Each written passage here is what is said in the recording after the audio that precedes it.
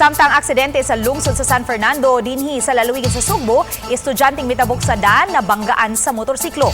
Tanawa kining video sa aksidente pasado alas 10 gahapon sa buntag, kung diin makita ang mga batang mitabok sa highway gikan sa eskwelahan sa barangay Sangat. Mihunong na ang ubang mga sakyanan aron makalabang ang mga estudyante. Apan sa pikas nga lane, usag yun sa mga bata ang naigo sa motorsiklo. Nalamba ang rider ug ang batang lalaki nga 13 anyos ang pangidaron o grade 7 student.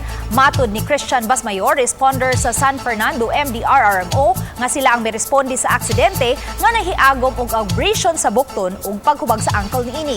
Gidala ang bata sa Carcar District Hospital. Sa pedestrian lane, milabang ang mga bata nga gikan sa eskwelahan ug pauli na unta niadtong higayuna. Panawagan usab sa video uploader nga si Richie Campos nga magmatngon sa pag-agi sa mga highway sa parehong rider ug mga pedestrian.